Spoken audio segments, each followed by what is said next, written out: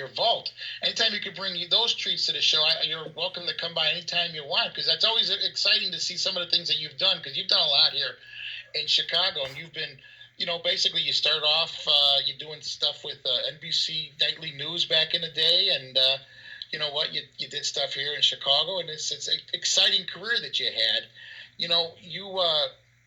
Did you ever think that you would have accomplished all these things that you've done back when you were in high school? Like, your guidance counselor, you're sitting there, Matt Kissane, what do you want to do with your life? What was that moment like? Did you have that guidance counselor sitting there looking at you?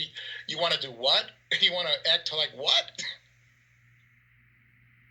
Yeah, no, I don't think I had any clues to what was about to happen to me. I still am kind of dumbfounded.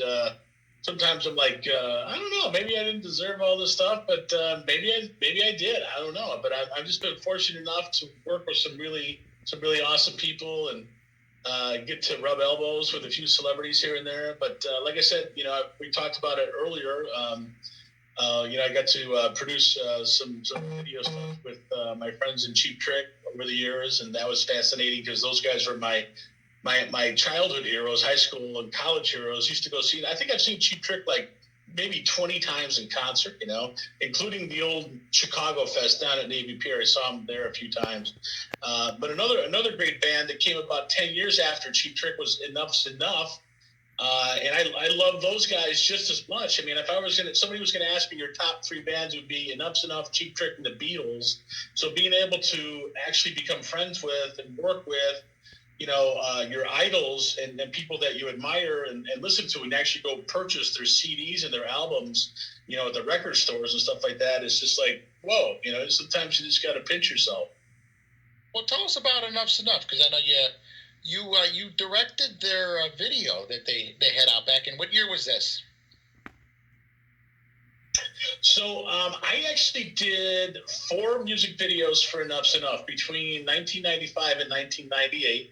The video that we're going to show today is called Freak. That was the last music video that I shot for Enuff Znuff. And here's the funny story, Larry. You're going to appreciate this. We shot this video at the Comcast television studio in Palatine, which I believe, I'm not sure if it's in the police station there or the courthouse. Have you ever been to that studio?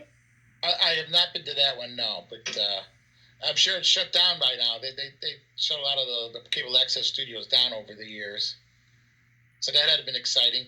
And you brought a rock band there. They had to love that, huh? Yeah, Enuff Znuff. Those guys are great, but they are known for being late a lot. So they showed up about an hour late. And they showed up with one of their members missing from the shoot. They're a 4-piece band. They showed up with 3 guys, and so it was pretty intense. But we got the video shot, and it was pretty good, And as the day went on, we just realized that it was going to be. Probably, as far as my videos go, it's going to be probably out of all the 4 Enuff Znuff videos I shot, it was going to be the best one. So, yeah, I lucked out with that one. We had a green screen. We had a professional studio with lights and great cameras. And the producer that was working with us that day at Comcast helped me out a lot. And he showed me some special effects. And so, and then out of all things, about a year later, I got a call from Chip from Enuff Znuff. He's like, "Hey, buddy, I got some great news. Your video's going to be on VH1, And I was just like, whoa, really? And so, they aired part of it, maybe about a minute of the video on this VH1 TV show called Where Are They Now? This particular episode was called Where Are They Now? The Hair Metal Bands. And it ran on VH1. That ran for like 2 years. So it was on constantly for like 2 years. Oh, that's wonderful. Now, when you were doing that, filming that, did you storyboard it out? What was your thought process to do the video? You said you doing green screen, because with green screen, I don't know, sometimes with green screen, you just want to wing it, right? Yeah, we didn't really have much of a storyboard for the actual band shoot. but we shot a bunch of people that were dressed up sort of in freaky costumes separately from the band in a completely different studio about a week before we shot the band's part. And that video never aired on VH1, but that video is up on YouTube now. It's the alternative version of Freak. So if you type in Enuff Znuff Freak videos, there's a couple different versions, including the one with the freaks and one without the freaks. Okay, now you said they were late. Did you give them bad directions? Why do you think they were late? That was before MapQuest, right? I don't know. This is before MapQuest, so yeah, that's. But the funny thing about it was, I shot those guys, like I said, 4 music videos with Enuff Znuff, and I think they were late for every single one of them. So got to give better directions, I guess. So right. I'm sure it was your fault, right? You told me to turn left here, and I was in, Albuquerque. Like, what? How do you get there? It was my fault. You can never blame the band. You always gotta take the heat for the band. You know that. And you're sitting there in the studio sweating bullets. Like, where are they? Where are they? That was before cell phones, right? Yeah, that's right. It was before MapQuest and cell phones and Waze and all that stuff. Yeah. So you're sitting there like, where are they? Where are they? You're sweating bullets. There's no way to contact them. They're not going to pull over and contact you. This is kind of like, a classic moment. Like, what's going on? You got the studio reserved. You got a crew together. And, people are looking at you. And then they're, you only got, like with Comcast, you only have a certain amount of time that you're allowed to use the studio for. And then if you waste a whole hour on nothing, right? I mean, you can waste some time on setting up. But when you got to, you have the whole time booked and, a whole hour of nothing. It's like, oh, no, right? Absolutely. And then the other scary thing about it, Larry, is, like I said, the Comcast TV studio back in those days in Palatine was actually part of the courthouse and the police department. And so I'm like, oh, my God, what am I doing? I'm having a rock band show up. And I don't know what they're going to be bringing with them. You know what I mean? Encouragement. Yes. Well, let's take a quick look at that video right now, and then we could talk a little bit about it. Sound good? Sounds good, man. All right, let's Enuff's Enough. You want to do a professional DJ setup for this real quick? Sure, man. All right, man. Coming up now, we got the classic from the 1999 release called Paraphernalia. Here is Chicago's very own Enuff Znuff with Freak.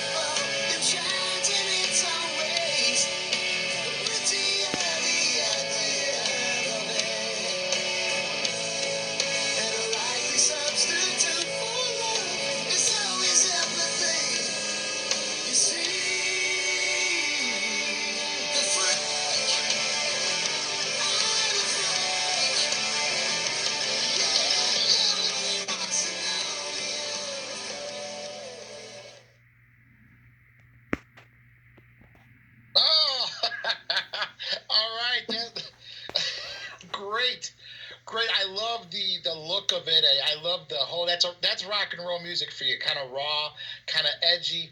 And how did you get that camera upside down? Did you really flip it, or how did? No, I lucked out, man. One of my good friends, Heidi, she married this really gifted editor, and he eventually became the head editor for Jerry Springer for like 20 years, Bob Gassel. And Bob is the one. I was like, hey, Bob, you want to do a music video with me? Just asked him like at a party or something. He's like, yeah, sure. We're always looking to do different stuff over at Springer, like besides the Springer show. He goes, who's it for? I go, Enuff's Enough. And, Bob and Heidi both knew those guys. They both liked them. So, yeah, they were, like, more than happy to do it. So Bob had, like, the best editing system in Chicago. I mean, Jerry Springer is a nationally syndicated television show. So they had, like, tons of money to buy, like, the best editing equipment back in those days. And so Bob put the video together. And, the band was always, like, not extremely happy with the way the videos that I shot for them turned out. But when they saw Freak, Chip especially was just like, wow, this is pretty good. The technology back in the late 90s, So that's, and I think he was like, he had some contacts at VH1 and MTV. And he's like, we'd really like to include this video in that, in that little documentary that you're shooting about us, the Where Are They Now? So that's how it got in there. So I got very lucky with that.